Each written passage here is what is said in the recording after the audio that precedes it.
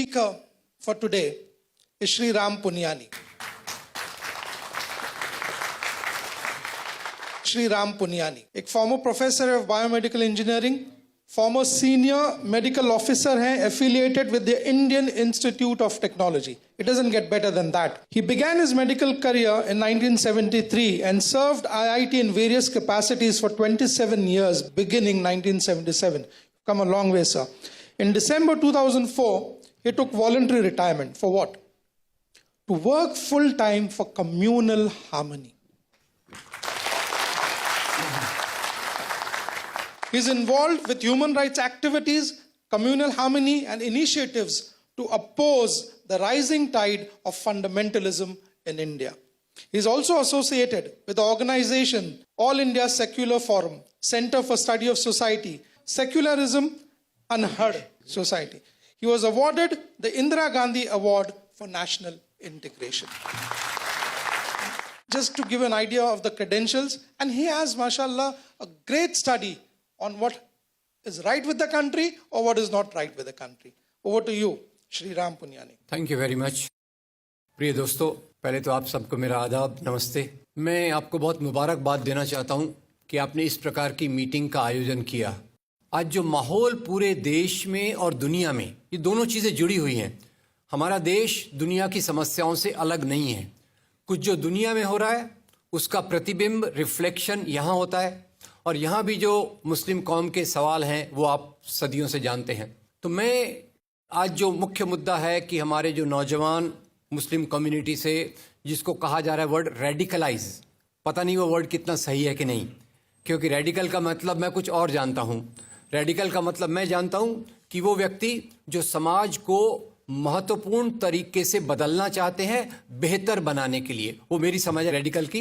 पर ये आज जो माहौल में जिस प्रकार का रेडिकलाइजेशन ऑफ यूथ किया जा रहा है, उसके लिए कौन जिम्मेदार है? इस्लाम जिम्मेदार है, मुसलमान जिम्मेदार हैं, या कोई और ताकतें हैं जिसके कारण ये आज का कैंसर हमारे समाज में बढ़ रहा है? ये हमको सोचने की ज़रूरत है। तो खैर, मेरे पास थोड़ा वक्त है तो मैं इसको दो मुद्दों में देखना चाहूँगा। एक तो ये जो पूरी प्रोसेस चालू हुई है वो 9/11 के बाद से चालू हुई है। 9/11/2001 आपको याद होगा, 2 एरोप्लेन।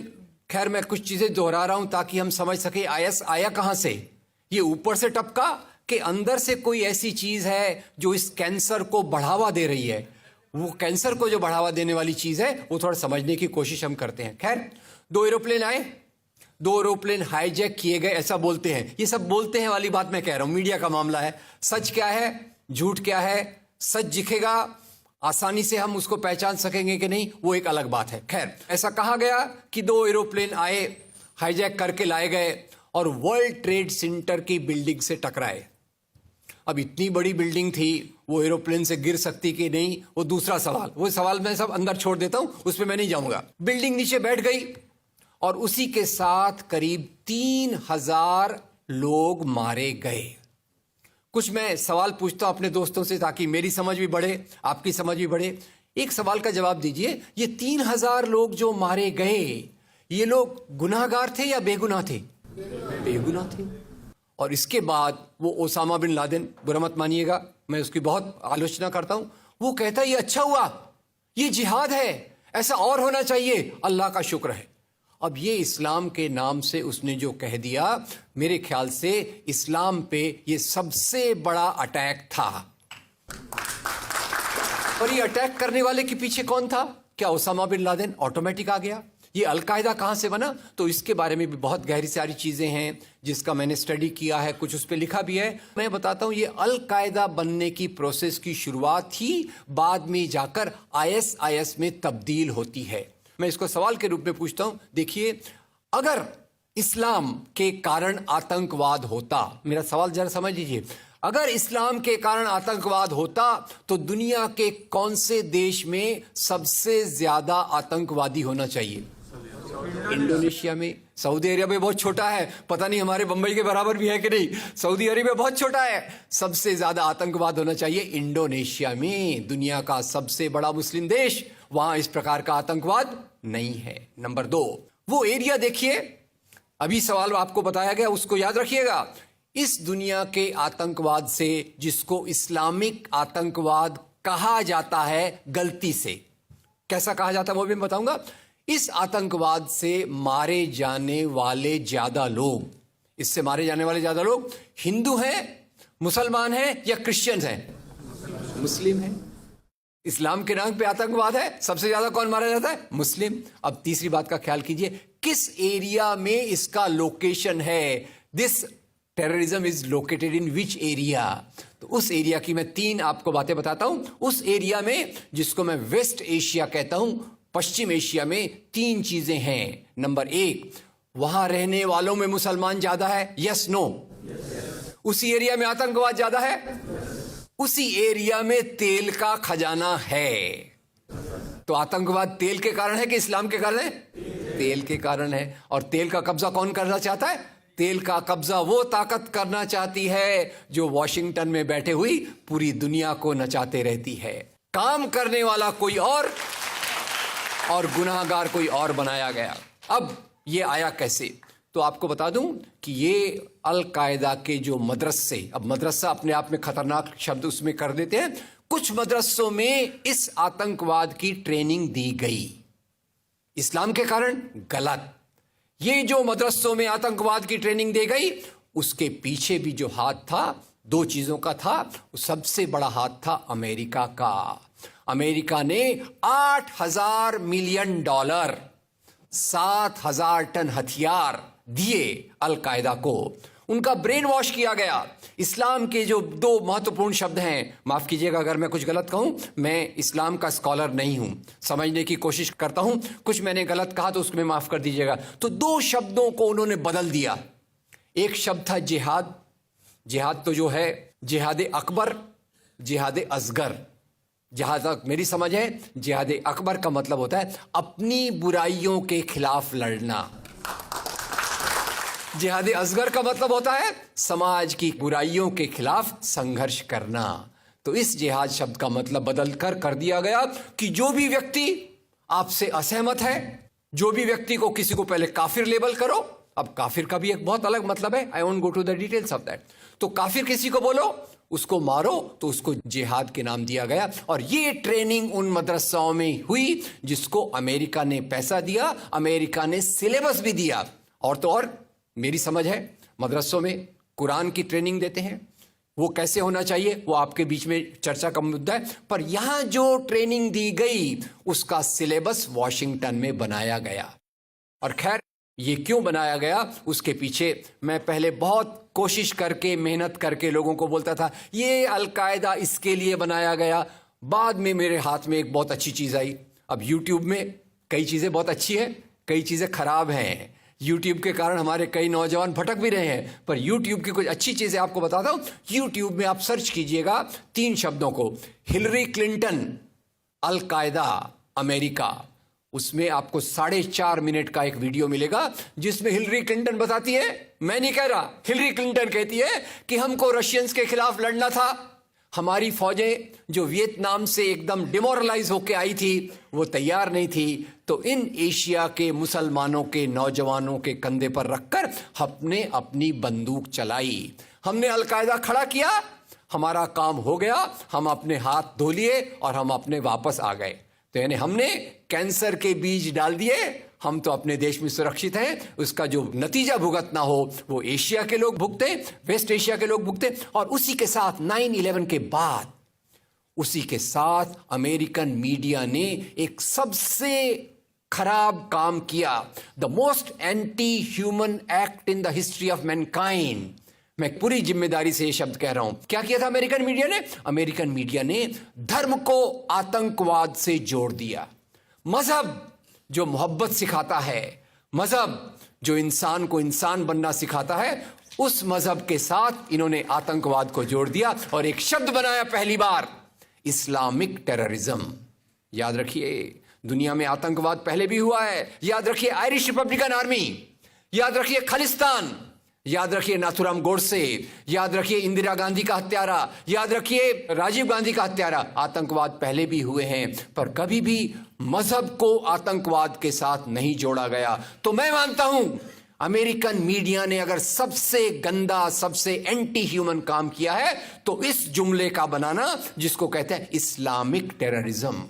अब इसके पीछे इस्लाम का कोई हाथ नहीं। जिहाद शब्द का मतलब बदल दिया गया और काफिर शब्द का मतलब बदल दिया गया। यहां से ब्रेन वॉश की एक प्रोसेस चालू हुई और इसी को मैं कहता हूं, ये प्रोसेस जो चालू की, ये प्रक्रिया एक कैंसर होती है। मेरा थोड़ा मेडिकल बैकग्राउंड है, मैं जानता हूं कैंसर शुरुआत में होता है, आपने ट्रीट कर लिया तो ठीक है, जब वो फाइनल स्टेज में जाता है तो पूरी दुनिया की बर्बादी करने पे तुल जाता है। और वही बात अलकायदा के साथ हुई। अलकायदा के बाद मामला वहीं खत्म नहीं होता।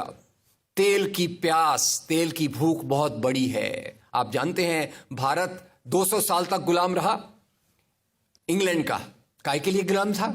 क्योंकि उनको यहां का कच्चा माल लूट कर ले जाना था। After colonialism there is imperialism, और ये इंपीरियलिज्म चाहता है दुनिया के रॉ मटेरियल्स, दुनिया के रिसोर्सेस को लूट कर अपनी समृद्धि को, अपनी प्रॉस्पेरिटी को बढ़ाया जाए। और उसी के चलते उन्होंने एक और काम किया और वो काम था इराक पे हमला। अभी ब्रेक्सिट, अभी वो कौन सी रिपोर्ट आई है, मैं नाम भूल गया उसका, जिसमें ब्रिटेन के प्रधानमंत्री जो थे उनको एक गिल्टी करार हो रहा है। वो रिपोर्ट में पहले उन्होंने तय कर लिया कि हमको इराक पे हमला करना है, बाद में आर्ग्यूमेंट ढूंढते रहे कि भाई कौन सी बात पे हम इराक पे हमला करें। तो बोले अरे इराक के पास तो वेपन्स ऑफ मास डिस्ट्रक्शन है। उस बात पे लंबी बहस चली और यूनाइटेड नेशंस, जिसको अमेरिका ने अपने जेब में रख लिया है, उसके सहारे से उन्होंने इराक पे हमला किया। और वो इराक पे हमले के कारण जो वहां की आर्मी स्ट्रक्चर था, जो फौज का स्ट्रक्चर था, वो डिस्टर्ब हो गया। एक तरफ से वो डिस्टर्ब हो गया, दूसरी तरफ से अल कायदा की आइडियोलॉजी आई और इन दोनों को मिलाकर आईएसआईएस बना। काम है इस्लाम का नाम, इस्लाम के नाम पर जो काम हो रहा है वो वास्तव में it is a design of imperialist powers to control on the oil resources of the world. इससे गंदी बात दुनिया में कोई नहीं हो सकती कि मजहब के नाम पर एक पॉलिटिक्स, मजहब के नाम पे आर्थिक समस्याओं को अमेरिका हल करने की कोशिश कर रहा है। ये एक बात। अब दूसरा एक और भी है, इसमें जोड़ दूं, इंडिया में, भारत में खास तौर तक समस्या और ज्यादा रही। यानी वो एक हमारा हिंदी में कहा मुहावरा है ना, एक तो करेला ऊपर से नीम चढ़ा। मुसलमानों का हाल पहले भी बहुत अच्छा नहीं था। मैं ये नहीं कहना चाहता कि हमको केवल रोते रोते अपनी जिंदगी गुजारना है। मैं ये कहना चाहता हूं अगर हम समस्या को असली तरीके से समझेंगे, जिसकी कोशिश मैं यहां देख रहा हूं, तो हम उस समस्या को हल कर सकेंगे और यही हमारा उद्देश्य होना चाहिए। मैंने कहां से शुरुआत की थी? भारत में वैसे ही आपको याद होगा मक्का मस्जिद blast, Malegaon blast, Ajmer blast, समझौता ब्लास्ट।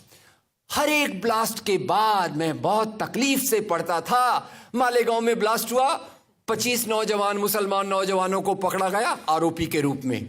वो लोग जेल में रहते, करियर बर्बाद होता, बाद में कोर्ट कहता इनके पास तो कोई सबूत इनके खिलाफ नहीं है, उनको छोड़ दिया जाता। ये कब तक चली प्रक्रिया?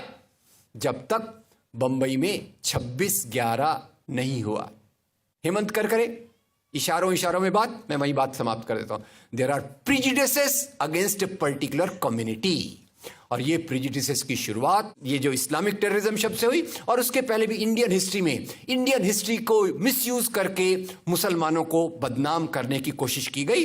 ये मैं वार्निंग इसलिए दे रहा हूं कि हम जितना समस्या को समझेंगे उतने अच्छे से उसका समाधान कर सकेंगे। तो इसकी शुरुआत कहां से हो सके? अरे भाई मुसलमान राजा वेरी बैड, ये मेरा फेवरेट टॉपिक है। इसलिए नहीं कि मैं राजाओं को चाहता हूं, इसलिए कि मैं डेमोक्रेसी को चाहता हूं, और मैं नहीं चाहता कि डेमोक्रेसी राजाओं के नाम पर खत्म कर दी जाए। राजा, मुसलमान राजा वेरी बैड, बोले अरे भाई एक हाथ में तलवार, एक हाथ में कुरान लेके आए, और यहां उन्होंने इस्लाम लोगों पे लाद दिया। लोग जनरली सुन लेते, मुसलमान राजा आए, एक हाथ में तलवार, एक हाथ में कुरान। पर एक आपको वाकया सुना दूं, एक कॉलेज में गया था मैं, तो कुछ अजब ही वाकया निकला। मैं जब स्टूडेंट्स को बोला देखो भाई लोग कहते हैं मुसलमान राजा एक हाथ में तलवार, एक हाथ में कुरान लेके आए, तो 5-6 स्टूडेंट खड़े हो गए। बोले सर ये कैसे हो सकता है? बोले अगर राजा के एक हाथ में तलवार है, एक हाथ में कुरान है, तो घोड़ा कैसे चलेगा?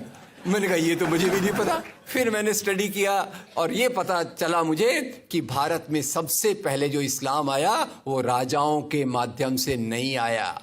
मैं तो यहां तक भी कहता हूं, इस्लाम राजाओं के माध्यम से नहीं आया, इस्लाम संतों के माध्यम से आया, इस्लाम मोहब्बत के रास्ते से आया। इस्लाम आया क्योंकि यहां की जाति व्यवस्था से लोगों को बाहर निकलता था। जाति व्यवस्था का अत्याचार, लोग उससे मुक्ति पाना चाहते थे। उन्होंने संतों को देखा, इस्लाम के मानने वालों को देखा और वहां से उन्होंने इस्लाम का रास्ता अख्तियार किया। भारत में पहला इस्लाम कहां आया? पहला इस्लाम उत्तर भारत में नहीं आया, दिल्ली में नहीं आया, वो आया केरल में। केरल में चेरामन जुम्मा मॉस्क जो है, मैं अभी अभी गया था, देखकर मुझे बहुत खुशी हुई कि ये भारत है जहां एक तरफ इस्लाम भी आता है, एक तरफ क्रिश्चियनिटी भी आती है और यहां का हिंदू धर्म तो चलता ही रहता है। तो खैर, वो एक बदनामी। फिर बदनामी देखो भाई, हमारे हिंदू राजा मुसलमान राजा ये मुसलमान राजा वेरी बैड। जैसे हमारे राजाओं को उन्होंने ये किया वो किया। कल भी, मैं कहना नहीं चाहता, जान दीजिए, छोड़ दीजिए। बादशाह और राजा में फर्क किया जा रहा है कि भाई बादशाह लोग लड़ाई करते समय गाय को सामने रख देते थे। खतरनाक बात कही दी गई है। This is totally false, malicious, stupid. ऐसा हो ही नहीं सकता। अब क्यों? क्योंकि हिंदू मुसलमान राजा थे, कोई वो धर्म के कारण नहीं लड़ रहे थे। एक ही आपको लड़ाई का किस्सा बता दूं। आपको अकबर की लड़ाई का पता होगा, अकबर और राणा प्रताप, हल्दी घाटी के मैदान में। इसको हिंदू मुसलमान की लड़ाई के रूप में बताया जाता है। मैंने स्टडी किया तो पता चला, हल्दी घाटी में जब ये लड़ाई चल रही थी, अकबर की फौज में अकबर नहीं है। तो अकबर की फौज का लीडरशिप किसके पास में है? अकबर की फौज की लीडरशिप जिसके हाथ में है, उसका नाम है राजा मान सिंह। एक्सक्यूज मी, अकबर खुद नहीं है और राजा मान सिंह उनका कमांडर इन चीफ, और उनके अंडर में काम करता है वो प्यारा सा राजकुमार, मेरा बहुत बड़ा फेवरेट है, शहजादा सलीम। तो राजा मान सिंह और शहजादा सलीम इधर हैं और राणा प्रताप के साथ उनके जो असिस्टेंट थे उनका नाम था हकीम खान सूर। दोनों तरफ हिंदू, दोनों तरफ मुसलमान। तो क्या ये हिंदू मुसलमान की लड़ाई है या दो राजाओं की लड़ाई है? दो राजाओं की लड़ाई है। ये लड़ाई मजहब के लिए है कि सत्ता के लिए है? सत्ता के लिए। हमारे दिमाग में सब कचरा जो आ गया वो आया 1857 की लड़ाई के बाद। आपको याद होगा 1857 की लड़ाई, उसकी चिंगारी किसने लगाई थी? मंगल पांडे। उसका लीडरशिप किसने किया था? बहादुर शाह जफर। बहादुर शाह जफर के साथी कौन थे? तात्या साहब टोपे, नाना साहब पेशवा, झांसी की रानी। हिंदू मुसलमान मिलकर अंग्रेजों के खिलाफ लड़े। अंग्रेजों की सत्ता डगमगा गई और उन्होंने यहां जो पॉलिसी लगाई वो थी फूट डालो और राज करो। और वहीं से हिंदुओं के मन में मुसलमानों के लिए नफरत, मुसलमानों के मन में हिंदुओं के लिए गैर भाव, ये वहां से चालू होता है। ये भारत वो देश है जहां एक तरफ सूफी संत है, एक तरफ भक्ति संत है, एक तरफ ऐसे ऐसे जिसका प्रतिबिंब मैं बताने जाऊं तो बहुत बड़ी बात है। एक ही किस्सा बता देता हूं आपको। एक किस्सा ये है, वो है हमारी फिल्मों से। आप जानते हो हमारी फिल्में, और उसमें हिंदी फिल्मों में तो बहुत प्यारे प्यारे भजन भी आते हैं। मुझे बड़े अच्छे लगते हैं जो क्लासिकल भजन होते हैं। अभी हिंदी फिल्मों के 2004 में 100 साल हुए तो एक लिस्ट आई कि भारत के सबसे अच्छे 10 भजन कौन से हैं। तो उस भजन में जो सबसे ऊपर आया वो भजन था मन तरपत हरि दर्शन को आज। मन तरपत हरि दर्शन को आज। उसका डिटेल मैंने देखा तो इनके लिखने वाले का नाम है शकील बदायूनी, गाने वाले का नाम है मोहम्मद रफी, और संगीत जिसने दिया है उसका नाम है नौशाद अली। इससे ज्यादा इंटीग्रेशन किसी समाज का नहीं हो सकता। इसी समाज को तोड़ने के लिए मजहब की राजनीति को लाया जा रहा है। एक तरफ आई गांधी की राजनीति, गांधी की राजनीति जिसने कहा हिंदू, इस्लाम, क्रिश्चियनिटी, पारसी ये सब इंडियन रिलीजन्स हैं। याद रखिए गांधी क्या कह रहे हैं, वो किसी रिलीजन को फॉरेन रिलीजन नहीं कह रहे, वो कह रहे हैं ये इंडियन रिलीजन है। और दूसरी तरफ वो लोग आए जिन्होंने कहा हमको मजहब वाला राष्ट्र चाहिए, या इस्लामिक राष्ट्र चाहिए या हिंदू राष्ट्र चाहिए। इस्लामिक राष्ट्र का जो पर्दाफाश किया वो किया मौलाना अबुल कलाम आजाद ने। मौलाना अबुल कलाम आजाद जो मेरे ख्याल से एक बहुत बेहतरीन मुसलमान थे, जिन्होंने कुरान का तर्जुमा किया, और उसका तर्जुमा अल कुरान एक बहुत अच्छा तर्जुमा माना जाता है। मैं कई बार एक काल्पनिक दृष्टि से इंटरव्यू लेता हूं। मैंने कहा जर्नलिस्ट लोग काफी बर्बादी कर रहे हैं, मैं कुछ अपनी तरफ से कंट्रीब्यूट करूं अच्छा करने का। तो मैं कल्पना में इंटरव्यू लेता रहता हूं एज ए जर्नलिस्ट। मैं पहले कल्पना में इंटरव्यू लेता हूं मौलाना अबुल कलाम आजाद का। मैं इनको कहता हूं मौलाना साहब आप तो मुसलमान हैं, आप मुस्लिम लीग क्यों नहीं ज्वाइन करते, आप पाकिस्तान की मांग का सपोर्ट क्यों नहीं करते। तो मौलाना साहब मुझे जवाब देते हैं बरखुरदार, मेरा इस्लाम तो इंसान से इंसान को जोड़ने की बात करता है। ये जो चल रहा है बंटवारे की बात, ये मेरे मजहब के खिलाफ है। गांधी से पूछता हूं, आप हिंदू राष्ट्र की मांग का समर्थन क्यों नहीं करते? तो गांधी कहते हैं, मैं एक सनातनी हिंदू हूं, अपने धर्म के लिए मैं अपनी जान तक दे सकता हूं, पर यह मेरा निजी मामला है। जहां तक उस राज्य का सवाल है जिसके निर्माण के लिए मैं काम कर रहा हूं, वो राज्य न आपके न मेरे धर्म द्वारा चलेगा। राज्य का काम होगा लोगों के रोटी कपड़ा मकान बिजली सड़क पानी शिक्षा स्वास्थ्य नौकरी को देखना। धर्म का काम होगा लोगों को नैतिक रास्ता दिखाना।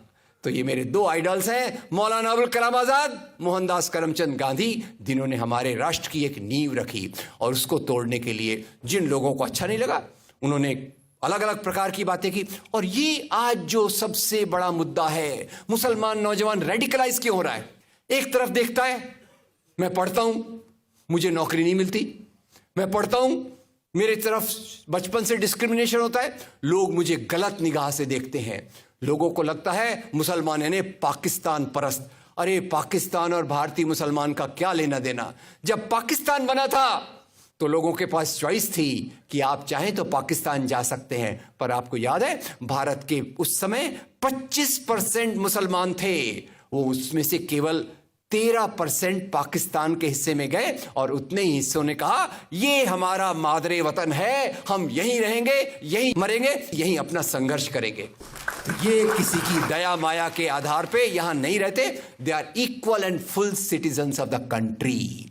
पर एक विचारधारा है जो मजहब के नाम पे चलती है, जो कहती है हमारी परंपराएं, वास्तव में हमारी सबसे बड़ी परंपरा है वसुधैव कुटुंबकम। अरे भारत की बात क्या करते हो, पूरी दुनिया की बात करो। पूरी दुनिया मेरा परिवार है। जब मैं पूरी दुनिया को परिवार मानता हूं तो अपने लोगों को अपना क्यों नहीं मानता? क्यों मैं डेमोनाइज करता हूं? अरे ये मस्जिद तोड़ी, अरे ये उन्होंने धर्मांतरण किया, अरे वो खाने की चीज ऐसी है। अब खाने पीने की चीज आई तो मन में बात आ गई। गांधी जी का मैं बहुत रास्ता लेता हूं, मैं अपना साहित्य आज लाया नहीं, तो गांधी जी को आजादी के बाद राजेंद्र प्रसाद जी जाकर कहते हैं बापू, सब उनको बापू कहते हैं, बापू मेरे पास सैकड़ों हजारों पोस्ट कार्ड आए हैं जो कह रहे हैं कि गाय के खाने पे बंदिश लाओ। अब गांधी जी एक गौ भक्त, गांधी जी गाय का आदर करते, गांधी जी एक हिंदू, गांधी कहते हैं राजेंद्र बाबू ये कभी नहीं हो सकता। ये जो खाने पीने पे बंदिश, हमारे आर्थिक तरीकों पर बंदिश तभी लाई जा सकती है जब देश के अल्पसंख्यक और समाज के वो टुकड़े, समाज के वो तक जो इसका उपयोग करते हैं, जब तक वो इसकी मांग नहीं करते, इसको लागू नहीं किया जाना चाहिए। और आज क्या हो रहा है? उसी के नाम पे कहीं अखलाक को मारा जा रहा है, कहीं दलितों पे अत्याचार किया जा रहा है। तो ये जो राजनीति का तरीका है वो समझने की जरूरत है। खैर, सारांश में सवाल जवाब हम करेंगे। मेरी कुछ सलाह है। सलाह यह है कि देखिए, जो भी राजनीति चलती है सबकी शुरुआत हमारी सोच से होती है। What I think is the beginning of my politics. तो इसमें अलग अलग कौम के लोग क्या सोचते हैं, मुसलमानों के बारे में, क्रिश्चियन के बारे में भी, खैर उनको भी जोड़ लीजिए, दलितों के बारे में, ये सब हमारे समाज के जो तबके आज जिन पर निशाना बनाया जा रहा है, डायरेक्टली इनडायरेक्टली, छुपा हुआ या खुलेआम जो निशाना बजाया जा रहा है, लोग धर्म की पहचान को प्राइमेसी देने लग गए हैं। हमारी जो पहचान है, सबसे पहली पहचान इंसानियत की, उसके बाद उसी के साथ पहचान हमारी इंडियननेस की। ये पहचान को पीछे रखकर अरे वो मुसलमान है, वो हिंदू है, ये हमारा मंदिर है, ये हमारी माता है, ये इस प्रकार की चीजें जो आ रही हैं, ये एक राजनीति के कारण है, जो राजनीति अंग्रेजों के आने के दौरान चालू हुई। ये भी आपको बता दूं कि हिंदू राष्ट्रवाद कोई पुरानी कल्पना नहीं है।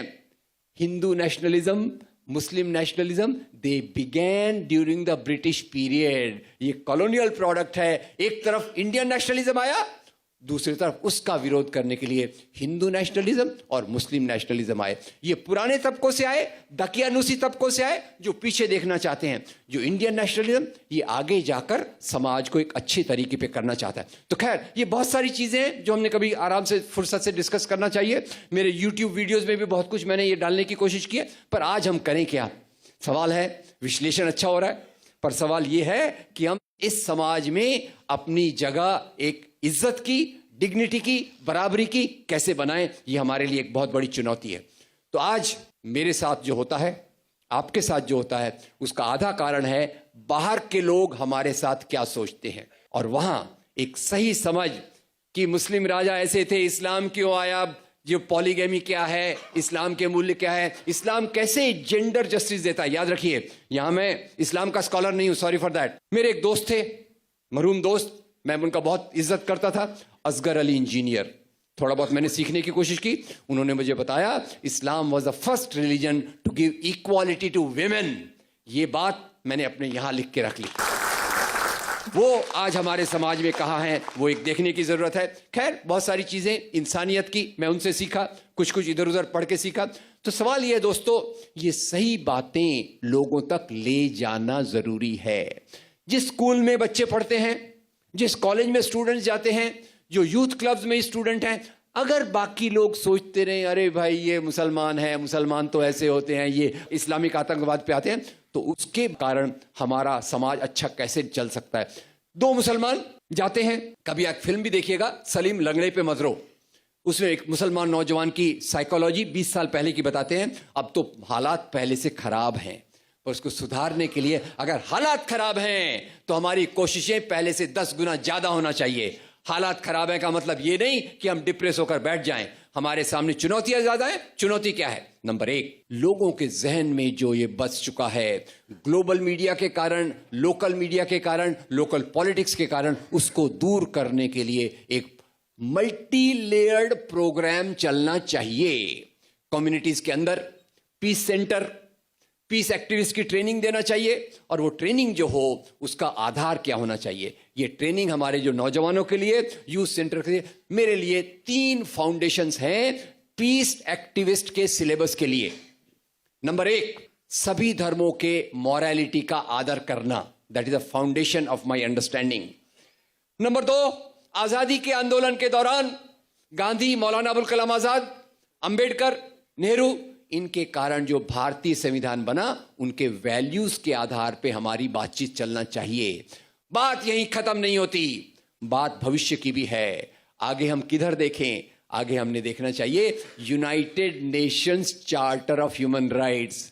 शायद कई लोग भूल गए होंगे, यूनाइटेड नेशंस नाम की कोई चीज थी जिसने दुनिया की इंसानियत को साथ मिलाकर नए नए सिद्धांत बनाए, इंसानियत की बातें की। तो तीसरा होना चाहिए, उस इंसानियत की तरफ जाने के लिए हम क्या करें। 1, इसमें सही इतिहास क्या है।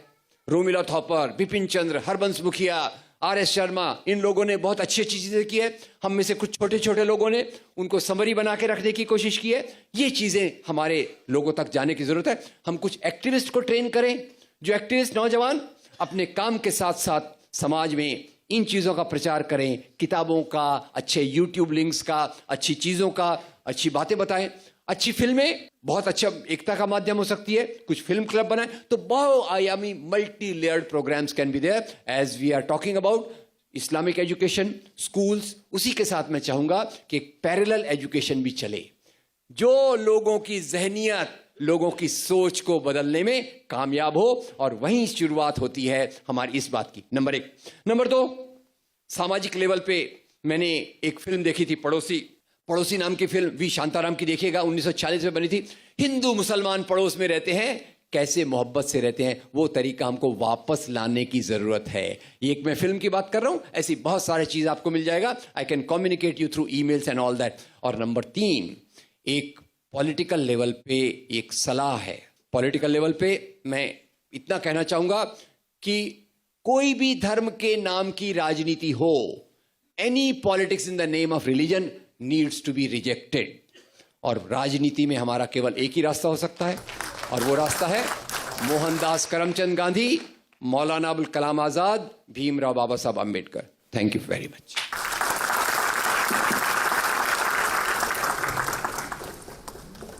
Thank you very much, Sri Ram Punyani. And as we can see, a true humanist. And what we can do for him is, inshallah, do dua to Allah Bari Ta'ala, that Allah gives him guidance. Thank you very much. Thank you very much. I'm grateful. Any questions if there are? Yes, we have now some time for question and answers. So those of you here as well as in the balcony above for the ladies, they can ask questions. But you have to queue up we may have time only for 1 or 2 questions. Now, before we move, as the people line up, we would just like to have a brief synopsis of your talk in Marathi. So if you would just take a seat for 2 minutes, we'll just take 5 more minutes or a few minutes of your time. Brother Mujahid, he'll give you a brief synopsis of what the talk was in Marathi. अस्सलाम वालेकुम रहमतुल्लाहि वबरकातुहू. भारतात इस्लाम प्रेमाच्या मार्गाने दाखल झाला. इस्लाम भारतामध्ये पहिल्यांदा केरळमध्ये आला आणि तो राज्यांच्या माध्यमातून नव्हे तर तो संतांच्या माध्यमातून आला, हे रामपुन यांनी येथे आपले मत मांडले. त्यांनी हे देखील सांगितले की अमेरिकाने सर्वप्रथम शांती, सद्भाव, प्रेम, बंधुता याची शिकवण देणाऱ्या धर्माला आतंकवादाशी जोडलं आणि धर्माचा आतंकवादाशी संबंध जोडून इस्लामिक टेररिझम नावाची संकल्पना उदयास आणली. दहशतवादावर भाष्य करताना राम पुनियानी यांनी हे मांडले की दहशतवाद हा धर्माची देण नसून हा तेलाची देण आहे. दहशतवादाच्या मागे धर्म नाही तर दहशतवादाच्या मागे तेल आहे. आणि अल कायदाची निर्मिती ही दहशतवाद निर्माण करण्यासाठी नव्हे तर रशियाच्या विरोधात करण्यात आली होती. राम पुनियानी यांनी येथे हे देखील मांडलं की पुरातन इतिहासाचा, मध्ययुगीन भारताच्या इतिहासाचा ज्या प्रकारे वापर केला जातो हिंदू मुस्लिम विरोधी वातावरण निर्माण करण्यासाठी, त्यामध्ये कसलेही तथ्य नाहीये. येथील मुस्लिम आणि हिंदू राजामध्ये जे देखील युद्ध झाली ती धर्माच्या आधारावर नसून, हिंदू विरुद्ध मुस्लिम अशी युद्ध नसून ही युद्धे राज्यासाठी होती. दोन्हीकडून लढणारे काही प्रमाणात मुसलमान होते आणि काही प्रमाणात लढणाऱ्या लोकांमध्ये हिंदू देखील सामील होते. राम पुनियानी यांनी येथे रॅडिकल या शब्दाची व्याख्या करताना रॅडिकल शब्दाची व्याख्या या प्रकारे मांडली: समाजाला बदलण्याच्या ध्येयाने वेडे झालेले लोक म्हणजे रॅडिकल. आणि या रॅडिकल शब्दाचा गैरवापर वर्ल्ड ट्रेड सेंटरवर हल्ला झाल्यानंतर करण्यात आला. आणि विविध प्रकारे त्यांनी भाष्य करताना शेवटी हाच संदेश दिला की धर्म माणसाला माणसाशी जोडणारा धागा आहे. धर्म माणसाला तोडत नाही, धर्म दहशतवादाची शिकवण देत नाही आणि धर्माच्या माध्यमातून आपण पुन्हा एकत्र येऊ शकतो. धन्यवाद. माशाअल्लाह. बरंच काय तुम्ही सांगितलं इतकं शॉर्ट सेंटेंसेस मध्ये. Anyone has any questions? Yes. मेरा नाम मोइनुद्दीन है, अहमदाबाद से ताल्लुक़ रखता हूँ. काफ़ी खुशी हुई आपकी बातों सुन के, स्पेशली जो आपने जियोपॉलिटिक्स सिनेरियो बताया है. इसमें सर मेरे 2 सवाल हैं. पहला ये कि आपने ये कहा कि अमेरिकन फंडेड मदरसाज जो थे, अमेरिका ने फंड किया उन मदरसे को और वो सिलेबस वहाँ पर डिज़ाइन हुआ. तो सर इसके लिए आप कोई डॉक्यूमेंटेड एविडेंस को कुछ कोट कर सकते हैं? दूसरा ये था सर, आपने ये कहा कि अलकायदा ही आगे चल के ISIS में तब्दील हुई, लेकिन ऑन द मीडिया अभी हम देख रहे हैं कि ऐमन अल जवाहिरी अलकायदा को रिप्रेजेंट कर रहा है, अबू बकर अल बगदादी ISIS को रिप्रेजेंट कर रहा है. तो स्टिल ये 2 एंटिटी एग्जिस्ट करते हैं. जी प्लीज क्लियरिफाई. हाँ, देखिए, एक तो पहला जो आपने सवाल किया ना, एक बहुत वेल रिसर्च्ड बुक है महमूद ममदानी की, परमानेंट ब्लैक का पब्लिश है, good Muslim bad Muslim.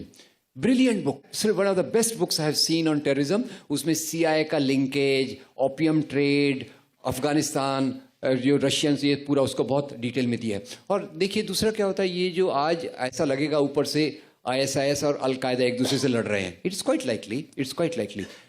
Question is, जब आइडियोलॉजिकल रूट्स आप देते हैं तो रूट्स ऊपर जाकर थोड़ा बदल जाती हैं, और उसमें थोड़ा भी बदलाव होता है तो ये जो इस प्रकार के सेक्टेरियन माइंडसेट वाले लोग होते हैं, वो सेक्टेरियन माइंडसेट वाले लोग उस छोटी सी बात को लेकर एक दूसरे से सरफेस में झगड़ते हुए दिखते हैं.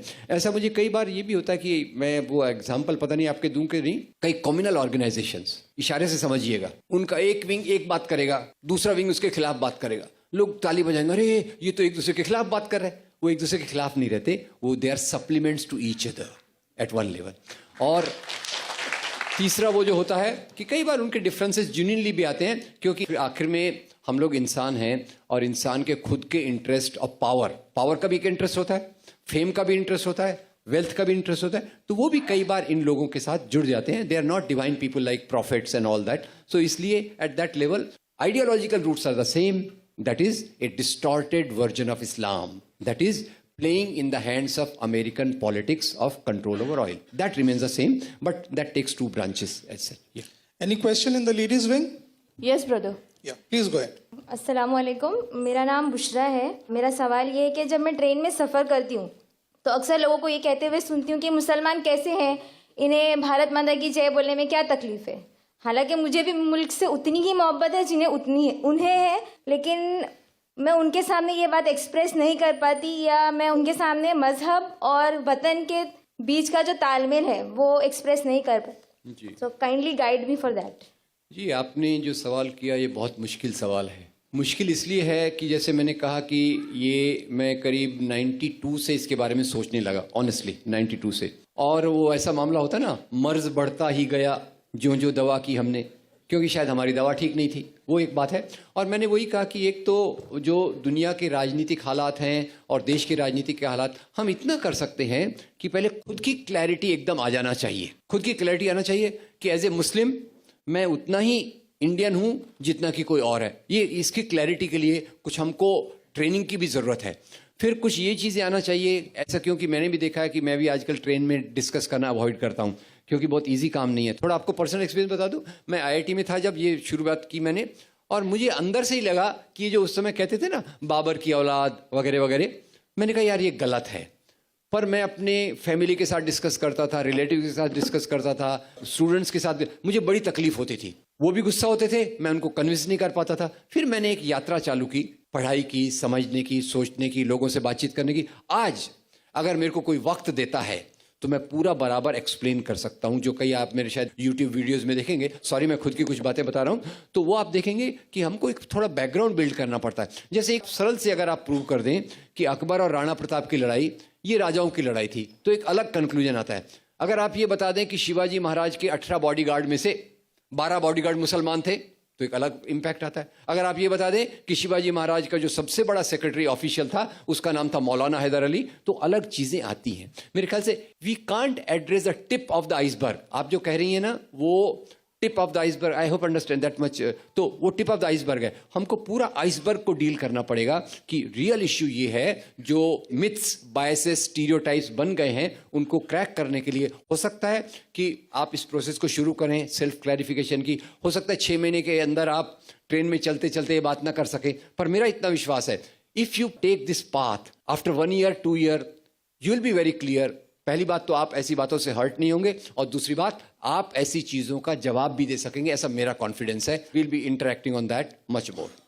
Thank you very much. जी, थैंक्स।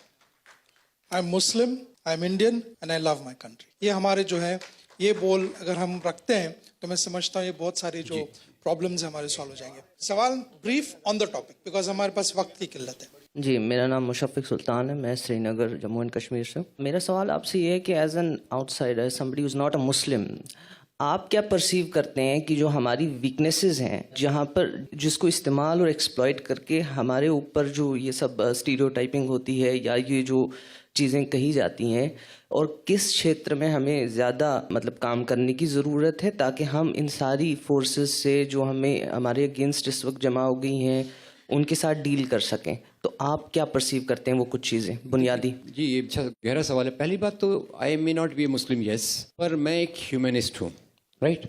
और मैंने ये मुद्दे को हिंदू मुसलमान के रूप में नहीं देखा, मैंने देखा है इंसानियत के तरीके से।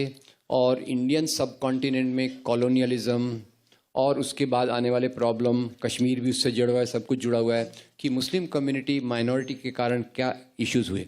खैर वो तो ठीक है, समझना एक बात है, उसको हल करना दूसरी बात है। तो मुझे लगता है सबसे पहले तो community efforts for education and employment are the central. हमारे सब नौजवानों के हाथ में काम हो, सबके पास रोजी हो, अच्छा मॉडर्न एजुकेशन हो, क्योंकि modern education is a very liberating force. जब आप दुनिया से एक्सपोज होते हैं तो आपकी समझ में ऑटोमेटिक, मैंने ये भी देखा है फ्रीडम मूवमेंट में, देखिए फ्रीडम मूवमेंट में देखिए जो लोग ग्लोबल आइडियोलॉजी से अफेक्टेड थे वो ज़्यादा प्रोग्रेसिव थे, ज़्यादा एकोमोडेटिव थे, और लोग भी उनको ज़्यादा एक्सेप्ट करते थे। जो अपने अपने कुएं के मेंढक थे उनकी विचारधारा अलग होती है। तो हमको तो एक कुएं का मेंढक नहीं बनना, हमको एक बगीचे का एक यात्री बनना है जो सभी प्रकार के फूलों को देखता है, फलों को देखता है, लोगों को देखता है, इंसानियत से मोहब्बत करना है। वो एक हमारा रास्ता होना चाहिए, एजुकेशन ये। और तीसरा पॉलिटिकल डिसीशंस। पॉलिटिकल डिसीशंस मैं पार्टी ए बी सी की बात नहीं कर रहा, मेरा प्रिंसिपल है कि जो भी लोग मजहब के नाम पे सियासत करते हैं वो हमारे लिए उचित नहीं है। इसलिए मैं कहता हूं मेरे लिए गांधी का रास्ता है, मौलाना आज़ाद का रास्ता है, और जो दूसरे रास्ते वो रास्ता हमारा रास्ता नहीं हो सकता। उसमें हो सकता है आप कहेंगे अरे ये पार्टी में ये खराबी है, वो पार्टी में वो खराबी, ठीक है, अब वो 19-20 का फर्क है। आज तो ऐसी बुरे हालात में है कि दलितों पे अत्याचार हो रहा है, अल्पसंख्यकों पे हो रहा है, तो मौका तो आ गया है कि हमने एक आवाज़ उठाना चाहिए। पर हाँ, इसको एक ऑप्टिमिस्टिक टोन भी आपको दे दूं, सभी कुछ खराब नहीं होता, अच्छा भी हो रहा है। जो मैं नौजवानों में आंदोलन देख रहा हूँ, जो दलितों में आंदोलन देख रहा हूँ, और जो आंदोलन, स्टूडेंट्स का नाम मैं नहीं लूँगा, कुछ स्टूडेंट्स ने जो आंदोलन शुरू किया है, जय भीम, लाल सलाम, और जो सबको जोड़ने की कोशिश कर रहे हैं, मुझे उस आंदोलन में बहुत उम्मीद है। तो social, political, educational, employment plus political effort, ये सब पे हमको काम करने की ज़रूरत है। Thank you. Thank you very much for having a dialogue with us. That was a pleasure and giving us some really good suggestions. We'll work on it and we'll hear from you. But before you leave, sir, we have a gift for you, Brother Nurullah. This is a copy of the Quran, and there's no sword in the hand. I have to mention here that you can visit YouTube, and there are fantastic videos by Sri Ram Punyani, mostly on historical perspective. He has done some great study. You have to see his videos. So that one book I am presenting to him on this terrorism explained. Right. Since you presented me something, I can also present them. Right. So I'll share this with Edka, and the people there, the youth there, they will study this book. Thank you very much. Thank you very much.